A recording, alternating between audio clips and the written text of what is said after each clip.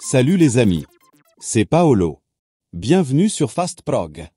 Nous allons ensemble raccorder deux paires de DIR10 en série. Ce cas de figure peut se présenter si votre installation comporte plus de 4 dispositifs de sécurité, puisque c'est le nombre d'entrées disponibles sur la ZLX24S. Cette configuration ne vous permettra pas d'associer un mode différent aux paires de photocellules qui seront branchées en série sur la même entrée. C'est-à-dire que si vous choisissez, par exemple, que l'entrée CX soit configurée en mode C1, alors tous les dispositifs de sécurité branchés en série sur CX auront le même fonctionnement, la réouverture durant la fermeture en cas de passage entre les cellules. Je vous expliquerai ensuite comment les activer sur la carte de commande ZLX24S. Pensez toujours à mettre hors tension votre automatisme avant toute intervention sur la carte de commande. Vous n'êtes bien évidemment pas obligé d'effectuer votre câblage dans l'ordre présenté maintenant. Voici représenté en haut le bornier de la carte ZLX24S. Plus bas à gauche, la réceptrice RX et à droite, la cellule émettrice TX de la première paire de cellules. Plus bas encore, la réceptrice RX et à droite, la cellule émettrice TX de la deuxième paire de cellules.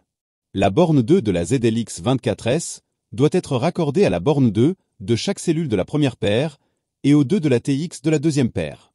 N'oubliez pas le pont entre les bornes 2 et C dans la RX de la première paire. Raccordez ensuite le NC de la RX de la première paire aux 2 de la RX de la deuxième paire, puis encore le pont entre 2 et C. Le NC de la RX de la deuxième paire ira sur une entrée libre CX, CY, CZ ou CK de la ZLX24S. Le 10, sur le 10 de chaque cellule réceptrice. La borne TX de la photocellule RX à la borne TX de la photocellule TX sur chaque paire. Et voilà, le câblage est terminé. Il nous reste plus qu'à activer l'entrée sur laquelle vos photocellules sont raccordées. Pour cela, maintenez la touche entrée appuyée jusqu'à voir apparaître configuration sur l'afficheur de la ZLX24S. Puis, appuyez une nouvelle fois sur entrée. Configuration moteur apparaît sur l'écran. Appuyez maintenant 2 fois sur la flèche de droite afin de trouver le menu Sécurité filaire. Appuyez une fois sur entrée, arrêt total apparaît. Appuyez sur la flèche de droite une fois pour trouver Entrée CX. Si vous continuez flèche de droite, vous trouverez les fonctions entrée CY, CZ, puis CK.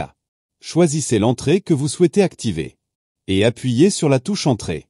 Comme vous pouvez le voir sur la vidéo, il existe 11 différents modes de fonctionnement lors du passage devant les cellules ou l'activation des bords sensibles. Sélectionnez à l'aide des flèches la fonction souhaitée.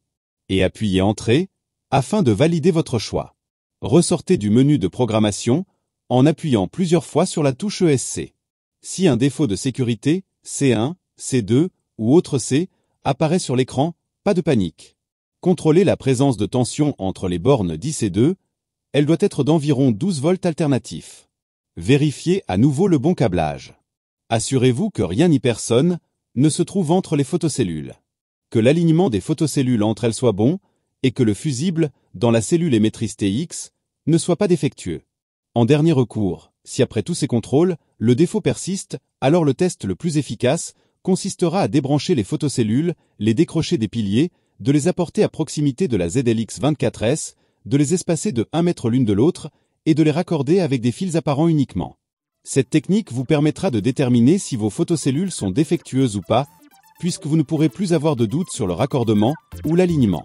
J'espère que vous y êtes arrivés et que tout fonctionne. Si vous êtes partant pour découvrir le monde simple de FastProg, voici des liens directs vers d'autres tutos, comme la mise en service de votre automatisme, la programmation des télécommandes et une multitude d'autres informations. N'oubliez pas le pouce ou le petit commentaire, et n'hésitez pas à vous abonner, afin d'être averti des nouvelles vidéos fréquemment ajoutées. Arrivederci, alla prossima!